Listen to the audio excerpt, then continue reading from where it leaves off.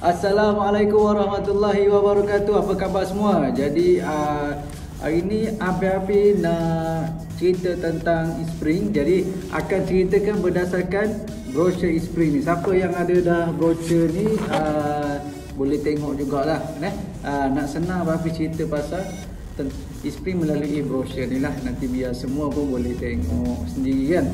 Okey, yang pertama tentang Eastspring kita nak tahu tentang air dulu. Okey, topik pertama daripada mana air, sumber air kita. Dekat rumah lah. Saya tengok kebanyakan kalau di Kelantan sendirilah ada dua sumber air. Pertama sumber daripada air Kelantan, daripada kerajaan negeri. Saya rasa kat tempat lain pun semua ada sumber air daripada syarikat air. Yang kedua sumber air daripada telaga lah, air boring. Jadi kalau sumber air daripada syarikat air, biasanya mereka akan ambil sumber daripada sungai. Aliran daripada sungai, dan akan mereka rawat. Jadi mereka akan merawat, melakukan perawatan dari segi, kalau kat sini dia akan ada rawatan klorin. Rawatan klorin daripada pembandaran. Jadi dia akan merawat dan memperbaiki air itu sebelum pergi kepada rumah-rumah masing-masing. Kenapa dia gunakan klorin? Klorin sebagai salah satu ejen, bahan untuk membasmi kuman lah. Menghalang daripada kuman untuk tumbuh. Jadi di sepanjang perjalanan mereka, air tu air tu sampai ke rumah kita tu, daripada sampai ke pipe kita tu ada klorin. Dan dalam tangki air kita pun akan ada klorin, nak memastikan kuman, bakteria, kulat pun tidak tumbuh di dalam saluran pipe kita, sehinggalah keluar dari pipe kita gunakan untuk minum dan untuk masak. Bagus ke tak bagus? Kalau katanya klorin tak bagus. Jadi itu nombor satu. Nombor dua, sumber daripada telaga, air boring. Air boring ni mungkin dari kawasan yang bagus di bawah tanah, dekat dengan 20 hingga 30 kaki. Mungkin satu sumber yang bagus, cuma dia juga perlu dirawat. Jadi perlu dirawat dari segi, mungkin ada bahan kimia hasil daripada kawasan-kawasan tertentu. Contohnya lah, satu daripada penelitian yang pernah saya baca lah, ini dibuat di Kelantan. Sebab apa? Sebab 50% daripada penduduk Kelantan ada menggunakan air telaga ataupun air boring. Jadi kajian ini dilakukan dan didapati rumah yang berdekatan dengan kawasan pertanian ada pesticide. Pesticide ni dia panggil macam baja lah, baja kimia lah. Rumah yang berdekatan dengan kawasan penduduk ramai ataupun kawasan kumbahan ada bakteria, mikroorganisme yang dijumpai dalam sumber air. Jadi itu masalah sumber air. Dan satu lagi masalah sumber air yang daripada pusat rawatan ni, perasan tak kalau semua pernah dengar tentang pusat rawatan air di Selangor ditutup kerana ada bau yang menunjukkan ada bahan. Dia ada bau, dia rasa ada bahan, dia kena tutup sebab dia tak nak bagi air tu pergi ke rumah-rumah. Okey, jadi kalau kita fikir balik, itu adalah pusat rawatan air. Sepatutnya dia boleh merawat benda-benda bahan organik tu kan. Itu yang kita harapkan kan. Tapi benda tu tak boleh sebenarnya. Jadi sebab tu dia terpaksa ditutup, sehinggalah berlaku masalah air di Selangor contohnya lah kan, masalah air di Selangor. Sehingga bila clear masalah tu, barulah mereka dapat melepaskan kembali air tu untuk konsumsi orang ramai. Okey, jadi dekat situ kita nampak bahan-bahan berbahaya kalau tak ada bau apa semua kan boleh terlepas juga dan pergi ke rumah kita. Kita tak tahu juga sepanjang daripada pipe ada yang pecah, sepanjang daripada pipe yang perjalanan ke rumah kita tak ada yang pecah, jadi boleh masuk bahan, bakteria, kuman apa semua boleh masuk melalui tanah, dan itu adalah antara semua sumber yang berbahaya yang kita tak nak. Mungkin juga kita tak tahu dulu dengar kes Sungai Kim Kim. udara di hidu sehingga terjadinya masalah kesihatan kepada anak-anak sekolah. Tapi udara itu terhasil daripada bahan yang dibuang di dalam sungai. Dan sebaiklah bahan tu tidak pergi ke kawasan lawatan untuk lawatan air untuk diminum. Anda kata benda tu berlaku, ada orang tahu? Tidak tahu. Jadi siapa yang perlu menjaga kebersihan air kita ni? Diri kita sendiri. Kita kena peka dalam benda-benda ni. Kerana jika ada bahan-bahan industri yang masuk ke dalam sumber air kita dan bahan ni dikonsumsi oleh kita dan anak-anak kita, terutamanya anak kita yang mana berada dalam proses masih perlukan perkembangan daripada IQ otak dan untuk kesihatan tubuh badan dia dari segi organ, perkembangan organ dia. Jadi jika terdapat bahan-bahan logam-logam berat yang hasil daripada sisa bahan-bahan industri, ini akan menyebabkan pertumbuhan mereka terganggu.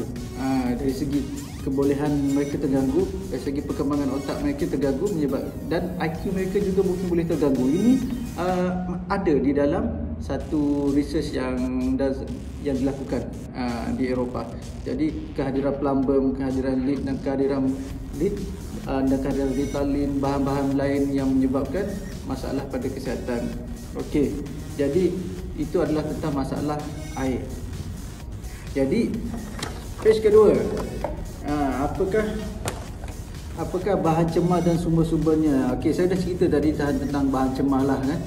Kat sini dia tulis bahan buangan industri, kumbahan, racun serangga. Ya betul, racun serangga kan. Racun yang digunakan di kawasan pertanian lah. Kalau orang-orang yang ada air boring, aliran sisa daripada produk petroleum macam tadi kan, ada tolin, benzin, deterjen, baja, kebocoran simpanan dan pencemaran tanah. Okey. Ada juga yang terhasil mungkin mengandungi bakteria, bahan-bahan pharmaceutical. Ini benda baru. Pharmaceutical maksudnya ubat-ubatan dibuang, yang tak digunakan dibuang. Kat mana? Dalam sungai. Dia larut dan boleh masuk ke dalam air kita dan menyebabkan masalah pada kesihatan. Salah satu yang penting adalah bahan logam berat seperti merkuri. Okey, jadi air bersih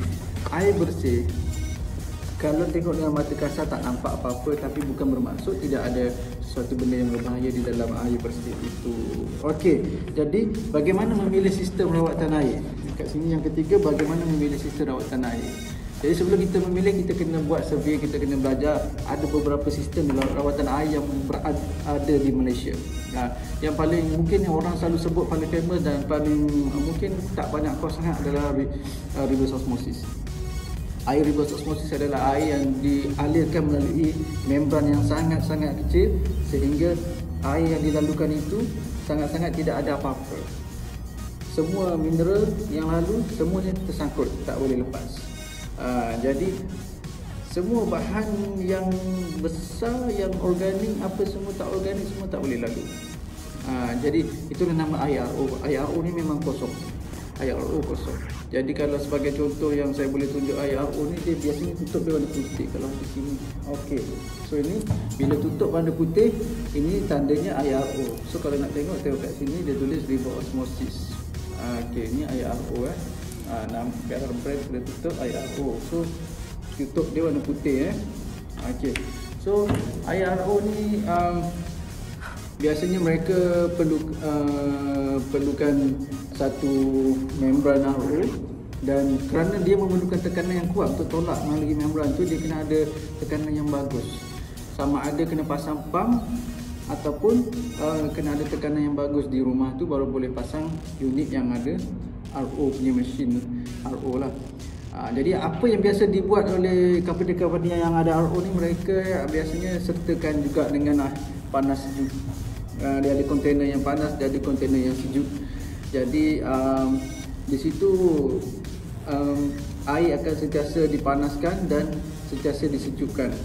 Apa kelemahan kat sini? Ini menyebabkan kos untuk penggunaan setiap bulan, setiap hari, setiap bulan pun juga boleh meningkat, walaupun kos untuk membeli unit RO tu tergolong rendah dan dapat dilakukan secara installment selama 5 hingga 7 tahun. Sebagai contohlah, penggunaan air, penggunaan elektrik, maksudnya penggunaan elektrik mungkin mengambil lebih kurang antara RM20 20 hingga RM30 dalam sebulan, kerana dia perlukan untuk melakukan pemanasan secara sentiasa continuous. Yang ini menyebabkan penggunaan elektrik. Dan salah satu apa yang kita risaukan adalah tangki. Yang mana tangki itu disimpannya air RO tu yang sudah ditapis. Jadi bila air yang ditapis ni, jika kita tidak minum terus, kita simpan dalam keadaan yang lama, ini menyebabkan kuman boleh tumbuh. Bila kita simpan, biasanya kita tutup. Kalau kita tutup dalam seminggu, sebulan kita tak ada kat rumah, jadi itu menyebabkan kuman boleh tumbuh di situ sebab klorin telah dikeluarkan. Dan bila cakap pasal klorin, ada juga isu yang mana membran RO ni rentan kepada klorin, sehingga jika lama-lama kemungkinan terjadinya rupture yang mana klorin tu dapat tembus pun boleh jadi jugalah. Dan sehingga dia boleh masuk dalam air masakan anda. Jadi itulah salah satu perkara yang merisaukan dalam sistem RO ni, dan pemanasan yang secara berterusan. Ini juga dirisaukan sebab dia melibatkan pemanasan di dalam satu tangki yang panas tu. Jadi apakah solusi yang ada? Jadi kita kena tengok sistem rawatan yang lain yang ada jugalah. Ada company-company yang lain yang menggunakan sistem nanotrap. Saya juga mungkinlah belum lagi terlalu pasti yang katanya nanotrap ni mineral dapat dikekalkan. Saya pun tak berapa pasti sangat. Dan ada beberapa kajian saya pernah tengok yang mengatakan nanotrap ni mineral memang tak boleh nak lalu, tak boleh ada, tak boleh dikekalkan. Tapi mungkin ada teknologi baru yang kita belum lagi study lagi. Mungkin akan perlu nak buat survey lebih dalam lagi lah tentang nanotrap ni. Ataupun fungsi yang lain, sistem rawatan lain seperti penyulingan. Ada juga syarikat yang menawarkan air suling. Air suling ni dia sama macam air RO, dia tak ada contain apa kandungan mineral dalam dia sebab dia betul-betul air yang disuling.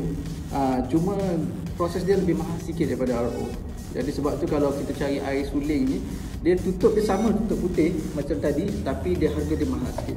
So itulah air suling. Ataupun cara pemanasan. Anda kata, oh buat apa, biasa nenek kat rumah daripada dulu memanaskan air saja. Jadi bila memanaskan air ni, perlukan pada level kepanasan yang betul untuk betul-betul menyebabkan kuman tu mati. Tetapi perlu diingat tentang bahan organik di dalam air itu. Contohnya pesticide, jika ada racun di dalam air itu pun dia tidak akan hilang lah. Dia akan kekal di situ. Kita tidak dapat menghindari benda tu, melainkan dengan cara yang lain. Okey, salah satu sistem yang ada juga adalah sistem UV light, filter sinar ungu lah. Filter sinar ungu ni dia dikenal pasti telah digunakan sejak lama dulu lagi. Cuma kos dia mahal. Jadi sinar ungu ni macam mana dia punya kerja? Sinar ungu ni dia boleh ada dua sinar UVC nama dia. Sinar UVC ni akan menyebabkan sinaran tu akan menembusi bakteria dan merosakkan DNA. Bila DNA bakteria itu rosak, dia tidak dapat berfungsi dengan baik dan tidak dapat membiak. Jadi dengan cara itu kita memastikan telah deaktifkan bakteria itu sendiri, virus itu sendiri, sehingga air yang kita minum itu lebih selamat. Ini salah satu sistem yang baik lah. Cuma kos dia agak tinggi. Jadi ada beberapa kilang-kilang buat air batu pun ada yang menggunakan sinar UV jugalah untuk skala yang besar. Okey, sekarang ni salah satu lagi adalah karbon. Penggunaan karbon sangat meluas sekarang. Filter karbon. Jadi filter karbon ni apa keistimewaan dia? Filter karbon ni dapat membasmi, mengeluarkan, meremove dan mengabsorb bahan-bahan racun. Bahan-bahan racun, bahan-bahan pesticide, bahan-bahan yang organik, di mana dia menyebabkan dia melekat dengan karbon itu sendiri.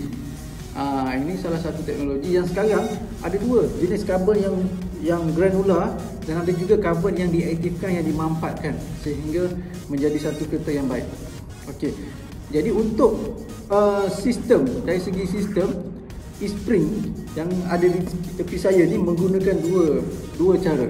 Pertama menggunakan cara carbon block filter, yang kedua menggunakan cara UV light filter.